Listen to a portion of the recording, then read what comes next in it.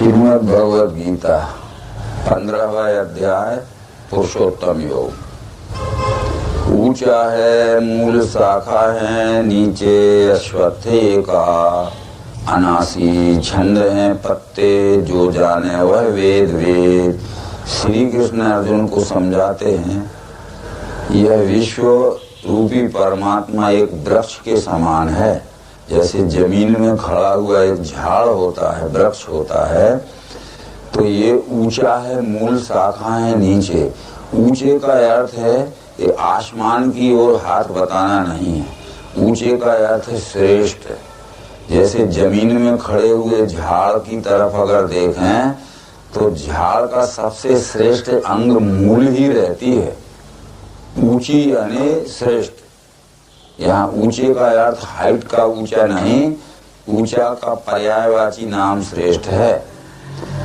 शाखा है नीचे, अश्वत्थ ये कहा है, अनासी छंद है पत्ते, जो जाने वह वेद वेद। तो अब यहाँ थोड़ा समझा देना ये बहुत जरूरी है कि 4 खानी 84 लक्ष योनि की सृष्टि का जो विस्तार दिख रहा है, इसको पंचीकरण कहते हैं। पंचीकरण ही जिसके पत्ते हैं, 5 तत्व ही जिसकी उप शाखाएं हैं, 3 गुण ही जिसकी शाखाएं हैं, और गुण साम्या ही या पराशक्ति ही जिसकी मूल तना है, और जमीन के अंदर घुसी हुई मूल यानी जड़ ही जिसका निराकार यानी अक्षर भाव है। ये जड़ से लेकर मूल तना से लेकर मोटी शाखाएं 3 गुण, उसकी उप शाखाएं 5 तत्व, तो उसमें फैले हुए पत्ते पंचीकरण, यह सब मिलके एक झाड़ है। तो झाड़ की ओर जब हम विचार करते हैं तो यदि झाड़ की मूल तने की ओर अंगुली की जाए तो जमीन से ऊपर कुछ दूर तक एक ही रहता है, तो उसको कहते हैं एको हम। पर उसके पत्तों की तरफ अंगुली की जाए तो वहाँ होता है बहुश्याम। पत्तों की दृष्टि में जो झाड़ बहुत फैला हुआ दिखता है, अनगिनती पत्ते हैं, वो पत्ते उपशाखाओं में, उपशाखाएं शाखाओं में, और शाखाएं मूल तने में, और मूल तना उसकी मूल जड़ में जुड़ी। जड़ जमीन के अंदर घुसी रहती है, इस कारण से आंखों से नहीं दिखती है, उसको निराकार कहते हैं।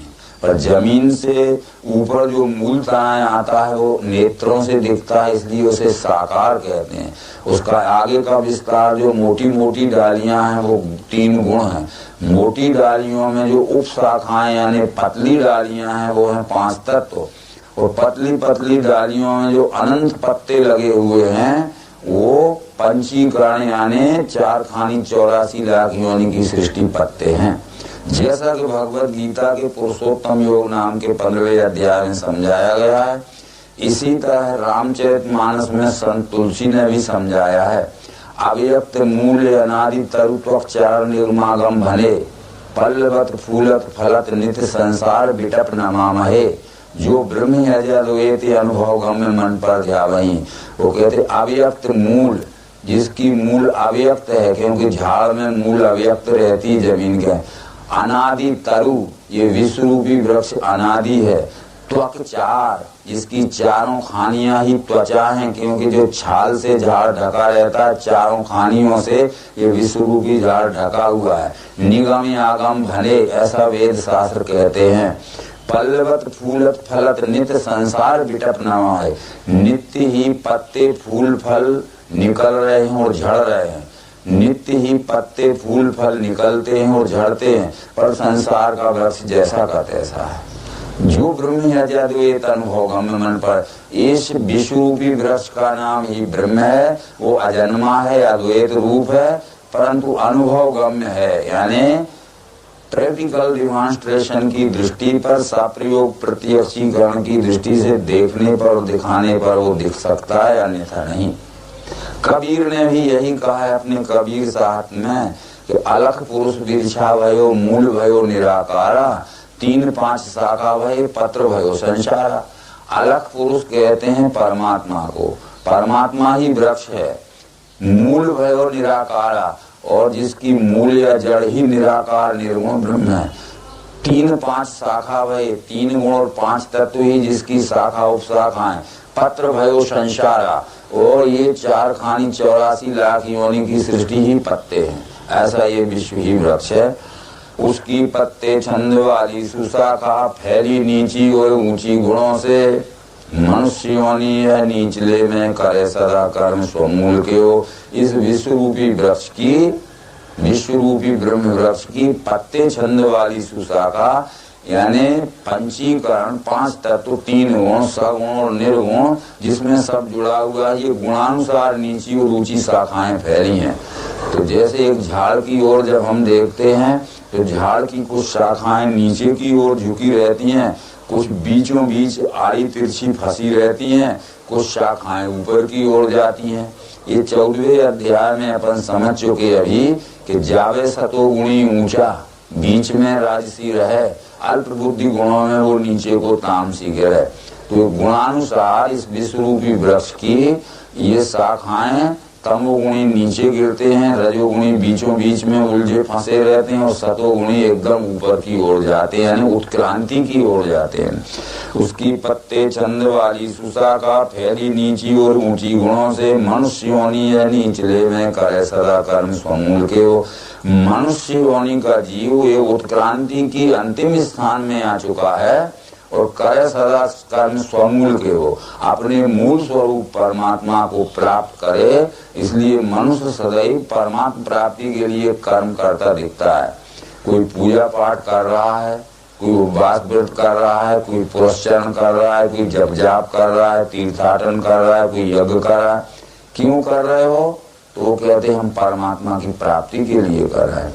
परंतु वो कर्म यद्यपि परमात्मा प्राप्ति के लिए दिव्य चक्षु योग के सिवाय अन्य कर्म सहायक और साधक नहीं है, फिर भी मनुष्य परमात्मा प्राप्ति के लिए ही सब कुछ कर रहा है, चाहे अंधविश्वास क्यों न कर रहा हो। परंतु नहीं ऐसे रूप तथापि दीख है, न अंत है, आदि स्थिति नहीं है। अश्वत्थ को इस बलवान मूल के असंग रूपी यश्य मिटा के, नहीं ऐसे रूप तथापि दीख है, न रूप मश्ये तथोपलब्ध, इसको रूप नहीं है।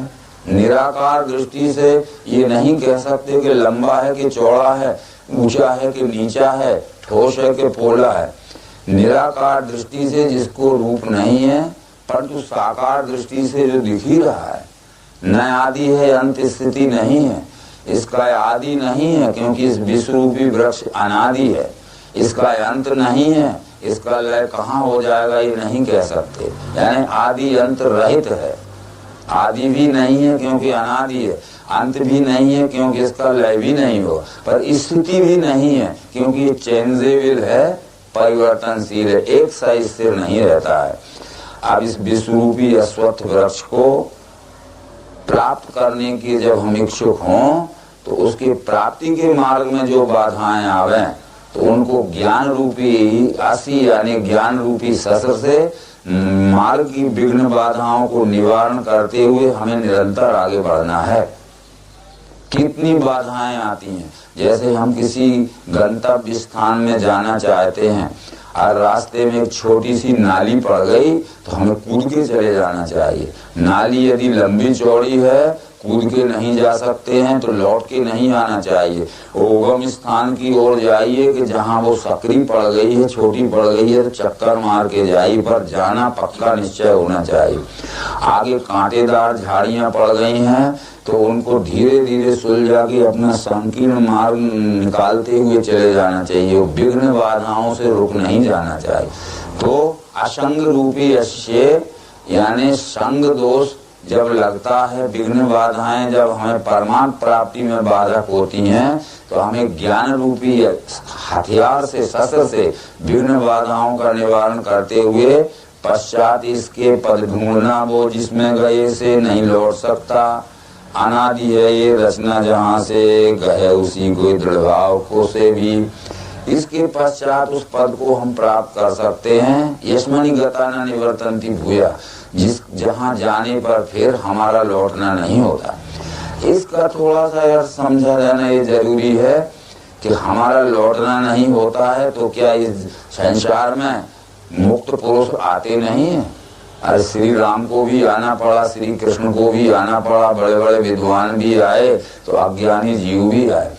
बुद्धि जब सत निश्चय में अचल स्थिर हो जाती है तो बुद्धि जीव भाव के विचारों में नहीं लौटती है। जन्म मृत्यु का तो आना जाना होता ही रहेगा।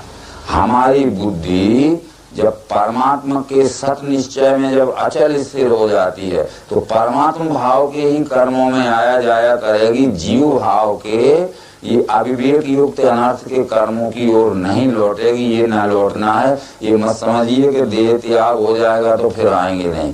तो ये कृष्ण भी आए और कृष्ण ये भी कह के गए कि मैं ही मायानंद बन के आऊंगा। बराबर कृष्ण ने यहाँ मूषल पर्व में कहा है कि अब इस देह के त्यागे पाऊंगा श्रेष्ठ लोक ही। कृष्ण देह त्याग के बाद में इससे भी ऊंची अवस्था में जन्म लेके आऊंगा, मतलब मायानंद चैतन्य बन के आऊंगा। तो परंतु इस विश्व रूपी अचल स्थिति किसको प्राप्त हो सकती है, ये लक्षण उस साधक में होना चाहिए। जैसे अभी हमारे पुणे के कुछ साथी लोग हिमालय की चोटियों पर चढ़ने गए थे, तो क्या ये कपड़े और ये साधन, ये जूते, ये ले जाके जा सकते हैं? उसे विशिष्ट तैयारी से जाना पड़ेगा। जब परमात्मा प्राप्ति के मार्ग पर चलेंगे तो हमारी विशिष्ट तैयारी होना चाहिए। वो तैयारी गीता में बतलाई जा रही कि निर्माण निर्मोह असंग वृत्ति अध्यात्म प्रेमी नहीं वासनाएं दीप है नहीं है सुख दुख जिसको अमूल वो यह स्थान पावे। पहली बात तो है कि मान अभिमान से रहित हो जाना जरूरी नहीं। ये पहली पांव पकड़ के गिरा देने वाला अहंकार है। बड़े बड़े लोग जो अभिमानी हुए वो ऊंची शिखर पे चढ़ के ऐसे गिरे कि चकनाचूर हो गए। कबीर ने तो एक बात कही थी कि साहब का घर दूर है जैसे पेड़ खजूर, चढ़े तो चाखे प्रेम रस, गिरे तो चकनाचूर। हमारे में भी कुछ लोग ऐसे देखे गए कि वो अंतिम श्रेणी तक तो पहुंच गए थे कि वहां बैठना ही बाकी था, वो वहां से ऐसे गिरे कि चकनाचूरी हो गए। तो निर्माण होना पहली बात है, निर्मोह होना पहली बात है। निर्मोह का मतलब है अपने सांसारिक जो रिश्ते हैं इनमें रहो तो, पर ऐसे बंध के मत रहना कि उनको छोड़ के हम अपने परमार्थ को या भविष्य के जन्मों की उन्नति को ही भूल जाएं। असंग वृत्ति, रास्ते में जो संग दोष लगे उन संग दोषों में मत उलझिए। नहीं वासनाएं, अनेक प्रकार की वासनाओं के समूह को अपने घेरे में मत लाइए। दिखे नहीं है सुख दुख जिसको अमूल वो अब यह स्थान, सुख दुख मान अपमान निंदा स्तुति आदि जो हैं ये द्वंद्व जिसको व्यापते नहीं है, ऐसा ज्ञानी पुरुष उस स्थान को पहुंच सकता है। यदि ये लक्षण हमारे में नहीं हुए हैं तो उस स्थान पर पहुंचना असंभव है। वो स्थान कैसा है? उसे सूर्य चंद्र अग्नि प्रकाशित नहीं करें, जो पाए पे नहीं लौटे वो मेरा श्रेष्ठ धाम है। उसे सूर्य चंद्र अग्नि ये प्रकाशित नहीं कर सकते परमात्मा स्थान को, क्योंकि परमात्मा से अक्षर और क्षर दो भाव प्रकाशित हैं। परमात्मा के क्षर भाव से अग्नि तत्व प्रकाशक है, अग्नि से सूर्य प्रकाशित है और सूर्य से चंद्र प्रकाशित है और ये लोक प्रकाशित हैं। इसलिए सूरज तो प्रकाशित नहीं कर सकता क्योंकि सूर्य स्वयं अग्नि की विभूति है, अग्नि से प्रकाशित है। अग्नि भी प्रकाशित नहीं कर सकती क्योंकि परमात्मा के अष्टधा प्रकृति के 8 अंगों में अष्टधा प्रकृति ही अग्नि की प्रकाशक है, परंतु वो सबकर परम प्रकाशक है। इसलिए आगे ये कहा गया था 13वें अध्याय में कि जैसे प्रकाश करता है अकेला सूर्य विश्व में, वैसे ही पार्थ आत्मा भी प्रकाश है शब्द ये। तो जो पाए पे नहीं लौटे वो मेरा श्रेष्ठ धाम है। इसका यही अर्थ था कि बुद्धि परमात्म निश्चय में जब अचल स्थिर हो जाती है तो फिर जीव भाव के कर्मों में कभी भी वह नहीं लौट सकती। अज्ञान के कर्मों में कभी नहीं उससे हो सकते। रहेंगे इसी देह में और रहेंगे इसी स्थान पर परमात्म निश्चय में बुद्धि जब अचल स्थिर हो गई तो जीव भाव के कर्म ना होंगे। ये ना लौटना है, जीव भाव के कर्म में न लौटना। मेरा ही अंश है जीव अनादि जीव लोक में स्वभाव से वो 5 इंद्रियां मानिए गए। ये कृष्ण परमात्मा भाव से कह रहे हैं कि परमात्मा का अंश ही जीव है। जीव मया भूतम चराचरम, जितनी भी चराचर सृष्टि है ये सब जीव स्वरूप है। चींटी में भी जीव है, वो भी परमात्मा का अंश है। हाथी में भी जीव है, वो भी परमात्मा। मनुष्य में भी जीव है, परंतु इनमें परमात्मा की तेजांश शक्ति न्यून अधिक रहने से चींटी में तो परमात्मा का अंश जीव रूप से है, परंतु इतना अल्प है कि जैसे विद्युत वायर में जब हम 0 पावर का बल्ब फंसा देते हैं तो विद्युत धारा समान प्रवाहित होते भी 0 पावर के बल्ब को कुछ कम लाइट नहीं देना चाहती, पर वो टिमटिमाता हुआ जलता है। तो चींटी में भी परमात्मा है, पर 0 पावर के बल्ब के समान टिमटिमाता है। परंतु विभूतियों और संतों में भी परमात्मा है, परंतु 5,000 बल्ब के या ट्यूबलाइट के समान चमकता हुआ है। वो परमात्मा अंश रूप से सब में है, न्यूनाधिक तेजांश शक्ति के कारण उनमें दिखता है। मम तेजो अंश संभवम, देही जो दे लेता है जाता है त्याग के, उसे गंध को वायु ले जावे वैसे ले जाए ये चाहो। देही कहते हैं जीवात्मा को। जीवात्मा ने जो शरीर धारण किया है अथवा जीवात्मा इस शरीर को छोड़ के जाएगा तो गंध को वायु ले जावे वैसे ले जाए ये चाहो। ये कान, आंख, त्वचा, जीभ, नासिका और 6वां मन, इन साधनों को जीवात्मा जब जन्म धारण करता है तो लेके आया है। छोड़ के जाएगा तो संस्कार रूप में, सूक्ष्म संस्कार रूप में इनको लेके जाएगा। कान, आंख, त्वचा, जीभ, नासिका, मन है 6, इनके आधार से देही भोग विषयों का करे। ये कान, आंख, त्वचा, जीभ, नासिका और 6वां मन है, और सूक्ष्म मन को बुद्धि कहते हैं, और 8वां स्वयं जीवात्मा है। इन साधनों को वो लेके आया है, इन्हीं साधनों से कर्म करता है और कर्मानुसार फल भोगता है, और अपना कर्म फल भोगने के लिए जब शरीर त्याग के जाता है तो इन्हीं साधनों के सूक्ष्म संस्कार ले जाता है।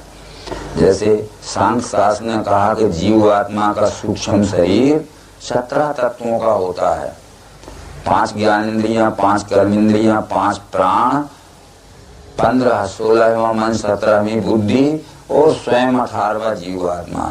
तो ये जीवात्मा का स्थूल शरीर भी तो 17 तत्वों का है। इसमें भी 5 ज्ञानेंद्रियां हैं, 5 कर्मेंद्रियां हैं, 5 प्राण हैं, 16वां मन, 17वीं बुद्धि और 18वां स्वयं जीव। ये स्थूल शरीर भी 17 तत्वों का है, परंतु ये 17 अंग इसके स्थूल है। ये शरीर छोड़ के जाएगा तो इन स्थूल अंगों के सूक्ष्म संस्कार ले जाएगा, वो भी 17 तत्वों का है।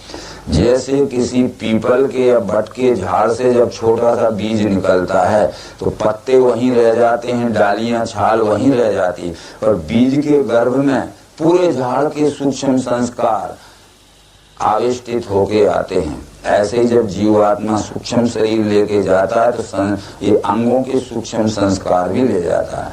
श्वेतास्तर उपनिषद में ये कहा गया है कि बालाग्र शतभागस्य शतधा कल्पितश्च भागो जीवा सब विज्ञेया सचानंताय कल्पते।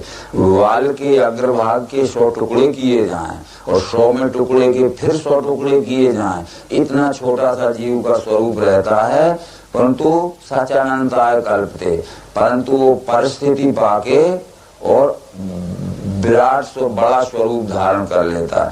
थोड़ा इस पिंड की ओर विचार करके हम देखें। एक समय ऐसा था कि अणुवणियाम यही पिंड था। जब पिताजी के शुक्र में शुक्राणु के रूप में था यह शरीर, तब शुक्राणु इन आंखों से नहीं दिख रहा था। हमने माइक्रोस्कोप से देखा था, बड़ी मुश्किल से दिखा था। जब पिताजी के शुक्र से जब माताजी के गर्भ में आया तो 1 आध महीने में बेर के बराबर बना, आम के बराबर बना। 4-5 महीने में कुछ लंबा हुआ, 6-8 इंच का हाथ पांव के आकार निकले। 9 महीने में 10-12 इंच का लंबा होके प्रसव हो गया। जो आंख से नहीं दिख रहा था शुक्राणु, वो 9 महीने में 10-12 इंच का बना। परंतु जब 5-10 वर्ष का हुआ तो 2.5-3 फुट का लंबा शरीर बन गया, और 25-30 वर्ष का हुआ तो 5-6 फुट का लंबा शरीर बन गया, और जो 40-50 वर्ष पहले हमारी इन आंखों से न दिखने वाला शुक्राणु था, अणुअणिया, वही महतो महियान बन के बैठा है। मीलों दूर से देख लीजिए कि वो शुक्राणु आ रहा है, वो जब आंख से भी। तो इस तरह से इतना छोटा सा शरीर रहता है जीव का। प्रयत्नशील योगी ये अपने में इस जाते हुए स्थिति में भी भोगते गुण कर्म को, इसे मूल नहीं जाने जाने है ज्ञान चक्षु का। कृष्ण ने ये कह दिया कि जीवात्मा इस शरीर को छोड़ के जाता है अथवा जीवात्मा इस शरीर को धारण करता है, तो गुणानुसार कर्म होते हैं और कर्मानुसार फल भोगना पड़ता है। अज्ञानी लोग इस बात को नहीं जानते हैं। पश्यंती ज्ञान चक्षुषा, विज्ञान चक्षु वाले लोग इस बात को जानते हैं। तो इस तरह से बराबर ये प्रयत्नशील योगी ये अपने में स्थित है लखें, अचेत स्वकर्म भ्रष्ट यत्न से भी नहीं लखें। प्रयत्नशील योगी ये अपने में स्थित है लखें, अब प्रयत्न करने वालों के भी लख में नहीं आता। यहाँ परस्पर विरोधी विचार है। जिनके प्रयत्न ये विधि के अनुसार होते हैं, रीति के अनुसार होते हैं, उनको ये बात लख में आ जाती है, समझ में आ जाती है। पर जो प्रयत्न तो करते हैं, पर उसको पहचानने की और समझने की जो मेथड है या विधि है, उसके अनुकूल जिनका प्रयत्न नहीं होता है, तो वो कितना ही प्रयत्न करें उनके समझ में ये बात नहीं आ सकती। इसलिए प्रयत्नशील योगी ये अपने में स्थित है लखें, पर अचेत स्वकर्म भ्रष्ट यत्न से भी नहीं लखें। विधि पूर्वक यत्न करने से यह बात समझ में आ सकती है, और विधि छोड़कर प्रयत्न करने से यह बात समझ में आना हर एक के लिए संभव नहीं है। सूर्य में स्थित जो तेज विश्व को बतला रहा, चंद्र में जो अग्नि में जो मेरा ही तेज जानना। सूर्य में जो प्रकाश है वो जो संसार को प्रकाशित करता है, चंद्रमा में जो प्रकाश है और अग्नि में जो प्रकाश है वो परमात्मा के ही साकार स्वरूप से प्रकाशित अग्नि है, अग्नि से प्रकाशित सूर्य है और सूर्य से प्रकाशित चंद्रमा है। ये परमात्मा ही सबका प्रकाशक है। भूतों को भूमि में घुस के बल से धारता हूँ मैं, रसात्मक चंद्र होके करता हूँ पुष्ट औषधि। यहाँ सूर्य लोक से, सूर्य से और पृथ्वी मंगल बुध गुरु आदि शनि जो हैं, इन ग्रहों से पदार्थात्मता का संबंध बतलाया है कि रसात्मक चंद्र होके करता हूँ पुष्ट औषधि। चंद्रमा की किरणें जब पृथ्वी के ऊपर आती हैं तो पृथ्वी पे होने वाले अन्न और वनस्पतियां आदि पुष्ट होती हैं। तो चंद्रमा का और पृथ्वी का भी तादात्म्य संबंध है।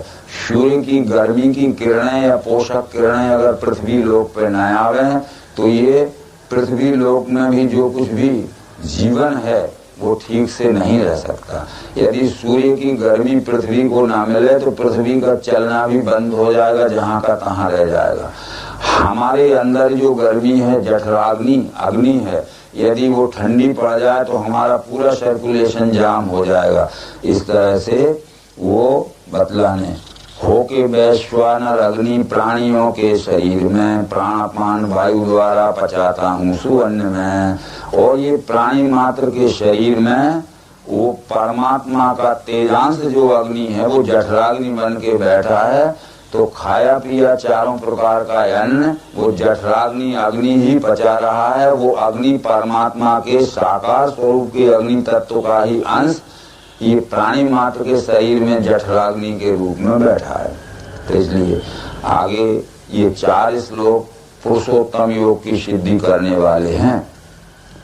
मैं ही सबों के ही मैं बसा हूँ, मुझसे स्मृति ज्ञान न जानना है। सब वेद द्वारा लख योग में हूँ, वेदांत करता है और वो लखू में। ये परमात्मा ही संपूर्ण चराचर सृष्टि में व्याप्त है, परंतु सब वेद द्वारा लख योग में हूँ, वेदांत करता है और वो लखू में।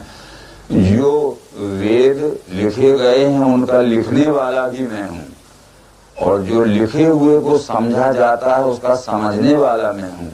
उसका आशय है जब परमात्मा अनुभूति जन्य ज्ञान हमारे अंतःकरण में प्रकाशित हो जाएगा तभी उस विषय में हम लिख सकते हैं। और परमात्मा दर्शन जन्य ज्ञान हमारे अंतःकरण में प्रकाशित हो जाएगा, तभी हम लिखे हुए को समझ सकते हैं। इसलिए लिखने के लिए भी उसी ज्ञान की जरूरत है और समझने के लिए भी उसी ज्ञान की जरूरत है। यदि वह दिव्य चक्षु परमात्मा दर्शन जन्य ज्ञान हमें नहीं हुआ है तो लिखा हुआ समझ में नहीं आएगा, और परमात्मा दर्शन जन्य ज्ञान नहीं हुआ है तो उस विषय पे हम कुछ लिख भी ना पाएंगे। तो लिखने वाला भी मैं हूँ, समझने वाला भी मैं हूँ। विश्व में ये पुरुष दो हैं, क्षर अक्षर नाम से। क्षर कहा सब भूतों को, कूट से अक्षर को कहा। पुरुषोत्तम है न्यारा जिसको परमात्मा कहें, जो तीनों लोक में घुस के राखे अव्ययी इसको। इस संपूर्ण विश्व की ओर देखो, इसमें दो भावात्मक कल्पनाएं हैं। एक क्षर जिसे सगुण साकार या क्षेत्र कहा, दूसरी अक्षर निर्गुण जिसे निराकार या क्षेत्रज्ञ कहा। ये क्षर अक्षर दोनों का लय जिसमें लय होता है वो परमात्मा या पुरुषोत्तम है। पुरुषोत्तम है न्यारा जिसको परमात्मा कहें, जो तीनों लोक में घुस के राखे अव्ययी ईश्वर। यदि शर्करा अधिष्ठान या मिश्री अधिष्ठान रख के जब हम देखेंगे, तो जब हम मिश्री के डल्ले को देखते हैं तो उसका स्वरूप है क्षर, चेंजेबल। वो स्वरूप कितना ही बदले, घोल दें पानी में तो मिठास रहेगी, पीस दें पत्थर में तो मिठास रहेगी, वो डल्ला रहेगा तो मिठास रहेगी। बदलते हुए भी जो उसमें मिठास या प्रियत्व है वो अक्षर है। परंतु ये दोनों की समुच्चय अखंड एकात्मता का नाम पुरुषोत्तम है। जब उस डल्ले को हम दिखाते हैं शक्कर के, तो पूछा जाए कि ये स्वरूप काय का दिख रहा है, तो कहेंगे ये शक्कर का है। मिठास किसकी है? शक्कर की। और नाम क्या है? शक्कर है। यो लोक त्रयमा विश्व विभक्त व्यय, तीनों ही कल्पनाओं में जो एक है। रूप भी शक्कर का दिख रहा है, मिठास भी शक्कर की है और नाम भी शक्कर है। इसलिए तीनों भाव में जो एक ही है उसका नाम परमात्मा है। ये तो जबकि मैं हूँ परेक्षर के, उत्तम अक्षर से भी हूँ, इससे वेद शास्त्रों में पुरुषोत्तम है कहा। जबकि मैं हूँ परेक्षर के, जो परिवर्तनशील क्षर है उससे मैं परे हूँ। उत्तम अक्षर से भी हूँ, अक्षरादपि चोत्तमा, और अक्षर से भी उत्तम हूँ। अगर अक्षर से उत्तम हूँ तो अक्षर मध्यम है, तो क्षर कनिष्ठ है। ये कनिष्ठ क्षर परिवर्तनशील, विनाशी, विनशने वाला ये क्षर है, और अविनाशी यह अक्षर है। और ये अविनाशी और विनाशी दोनों मिलके परमात्मा। यहाँ विनाशी का अर्थ नाश हो जाना, नष्ट हो जाना, अभाव हो जाना नहीं है। विनाशी का अर्थ है जो बदलते हुए अवस्था में बिखरा हुआ, फैला हुआ या विनशा हुआ दिखता है। जैसे एक उदाहरण दिया जाए, हमारे पास एक रुपया है, सिक्का है, कारण के बगैर कोई कार्य नहीं होता है। अगर हमने रुपये को तोड़ा लिया तो 1 पैसा, 2 पैसा, 5 पैसा, 10 पैसा, 20 पैसा, 25 पैसा, 50 पैसा, इतनी चिल्लर के रूप में वो फैल गया। तो वो रुपये का फैला हुआ चिल्लर और चिल्लर का इकट्ठो जब कर लिया चिल्लर को, तो उसका इकट्ठा स्वरूप हुआ। ये 4 खानी और 84 लाख योनि की जो सृष्टि है, ये परमात्मा का फैला हुआ स्वरूप है। और ये 4 खानी 84 लाख योनि की सृष्टि को जब हम इकट्ठा कर लें तो ये परमात्मा का अविनाशी स्वरूप है। तो ये कहा है विनाशी सब भूतों में अनाशी एक रूप से स्थित है परमात्मा, ये जो देखे जागता वही। अनेक भाव भूतों के देखे एक ही रूप में, उसी से विश्व है जाने ब्रह्म संपन्न है वही। ये सब बातें इसलिए वहाँ समझाई गई थी। तो इस रीति जो मुझे ज्ञानी जाने है पुरुषोत्तम, वो सर्वज्ञ भजे मुझको भारत सर्व भाव से। इस रीति से जो ज्ञानी लोग इस विश्व रूप परमात्मा को जान लेते हैं, इस रीति से यानी 6 अक्षर पुरुषोत्तम के त्रिपुटी योग के प्रत्यक्ष दर्शन की सिद्धांत रीति से, मेथड से जो जान लेते हैं, यानी देख लेते हैं, पहचान लेते हैं, वही सर्वज्ञ हैं, यानी पूर्ण जानने वाले। और भजति माम सर्वभावेन, और सब में परमात्मा ऐसा मान के उसकी भक्ति कर सकते हैं। ऐसा ये शास्त्र का बीज निष्पाप तुझसे कहा, इसको जानने वाला होता है मुक्त बुद्धिवान। ये श्लोक बहुत महत्व का है। इति गुह्यतमं शास्त्रमिद मुक्तम मया नर एतद् बुद्ध्वा बुद्धिमानस्यात् कृतकृतस्य भारत। इति गुह्यतमम, ये दो शब्द हमें देखना है। गुह्यतम ये सुपरलेटिव डिग्री का शब्द है। गुह्य से श्रेष्ठ होता है गुह्यतर और गुह्य से श्रेष्ठ होता है गुह्यतम। तो गुह्यतम शास्त्र की भी मैंने इति कर दी। इति उसे कहते हैं जिसके आगे कुछ नहीं होता, हम लिख देते हैं द एंड, इति। तो ये गुह्यतम शास्त्र की भी मैंने इति कर दी। इससे ज्यादा ना कुछ समझाया जा सकता है, न समझा जा सकता है, न तू समझने की कोशिश करना और न मैं समझा सकूंगा। इसको जानने वाला होता है मुक्त बुद्धिवान। इस तरह जो विश्व परमात्मा को त्रिपुटी योग के सिद्धांत की रीति से जान लेता है, वो निर्मल बुद्धिवान पुरुष ही मुक्त हो सकता है। बाकी सब जन्म मृत्यु के चक्कर काटते रहेंगे। ऐसा समझाते हुए ये पुरुषोत्तम योग नाम का 15वां अध्याय समाप्त। नर्मदे हर।